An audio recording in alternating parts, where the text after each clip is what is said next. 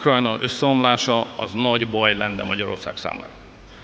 Tehát Magyarországnak nem csak, hogy nem érdeke Ukrajna összeomlása, hanem sokat meg kell tennünk azért, hogy ez ne következzen be.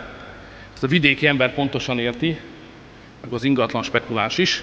A te telked értékét nem csak az befolyásolja, hogy milyen a te telked, hanem hogy milyen a szomszédod, az milyen állapotban van és ki lakik ott. Az nem mindegy. És ez így van az országokban is. Mondok önöknek 2 számot. Ukrajna teljes villamos energia ellátása 44%-ban Magyarországról érkezik.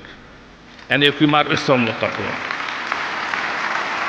Ukrajna gázellátásának 58%-a Magyarországról érkezik. Csak zárójelben mondom, orosz gázt hozunk be, és innen tovább adjuk egy részét az ukránoknak. A világ kicsit bonyolultabb, mint Brüsszelből látják.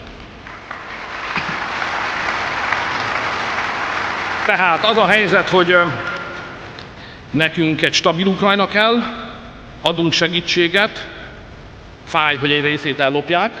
A háború nem megerősíti Ukrajnát, hanem lerombolja. Ukrajnát csak a béke tudja megerősíteni. Aki Ukrajna mellett áll, annak békét kell akarnia.